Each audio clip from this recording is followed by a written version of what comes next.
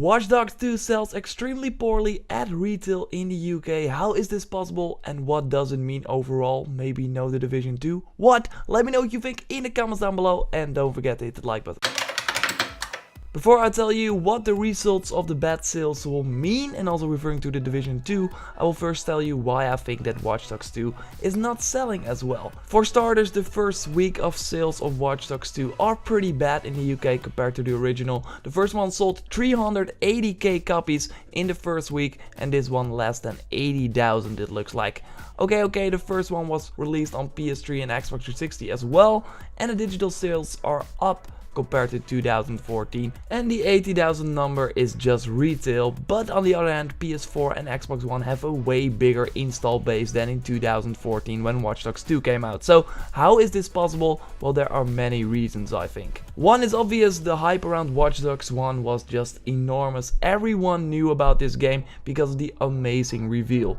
No one saw it coming at the end of the Ubisoft 2012 press conference, and there it was. We saw a mysterious guy infiltrating this weird nightclub and doing interesting stuff with his phone. Then he hacked the traffic lights and that caused a huge crash, and look at what happens here. This guy's reacting to the other guy in the car. Come on. Something we've never seen in the game, but it was in this demo. The ideas we got from this trailer, whoa, I can hack people in an open world, it's just insane. The trailer is enormously popular with 15 million views only on the Ubisoft YouTube channel. The gameplay was just too good to be true. And that was in the end the case. The game was not super interesting, the gameplay was not an evolving experience that we first thought. It was a third-person shooter with an uninteresting character in a boring city with a boring story. And probably the most important thing, it didn't look as good as the trailer we saw during the press conference, by far. It was just a letdown. There you have it, your two reasons why Watch Dogs 2 suffered.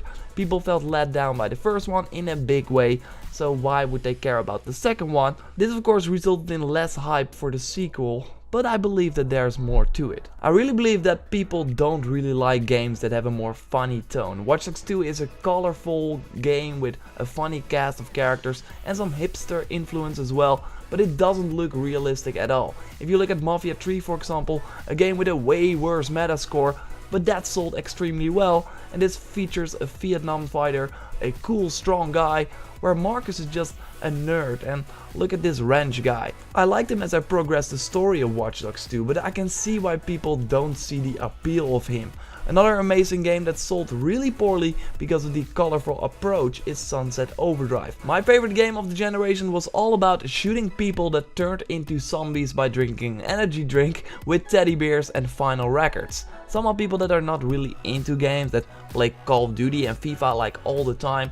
A huge part of the console business don't really like that approach and want a more realistic one. I truly believe this. While I totally love the Watch Dogs 2 colorful approach, I think that it suffered because of that. Then we had the bad news surrounding this game. A day before the release, websites already reported that the seamless multiplayer where people could instantly jump into your game to hunt you down did not work. And still, to this day, a crucial part of the Watch Dogs 2 multiplayer experience is broken.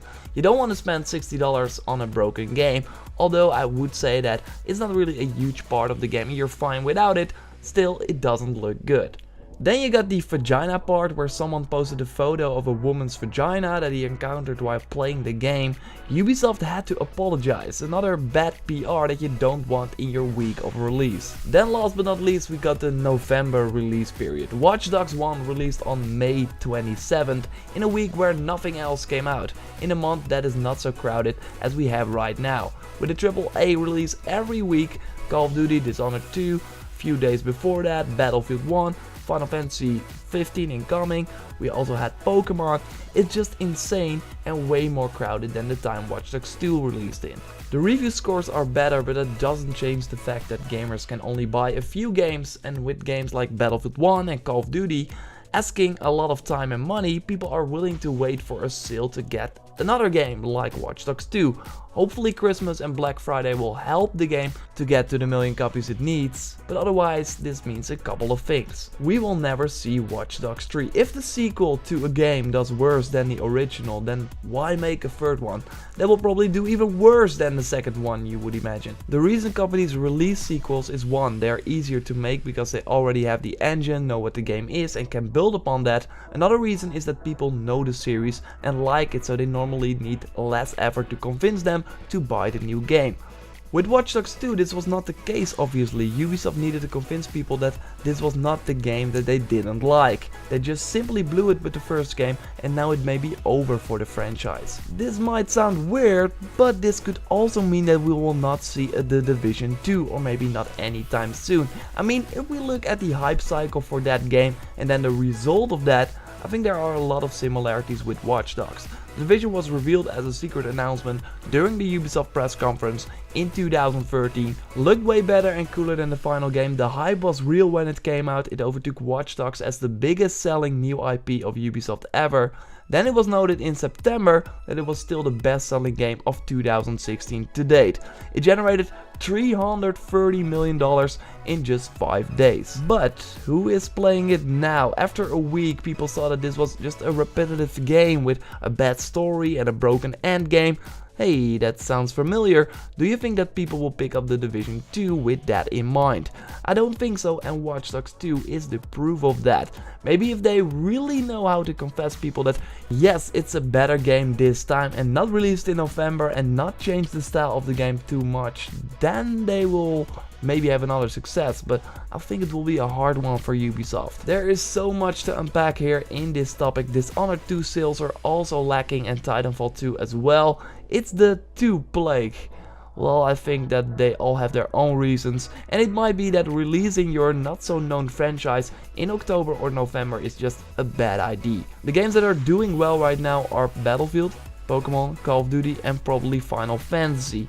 Hopefully the sales of all the AAA games will recover, but normally the sales from a game are the highest on day 1 or in the first week. We will have to wait and see. I'm curious to hear what you think, let me know in the comments down below. I want to discuss it with Zach as well, so look for a video about this topic soon on the channel. Be sure to subscribe, like the video if you did, and I will speak to you next time. Goodbye.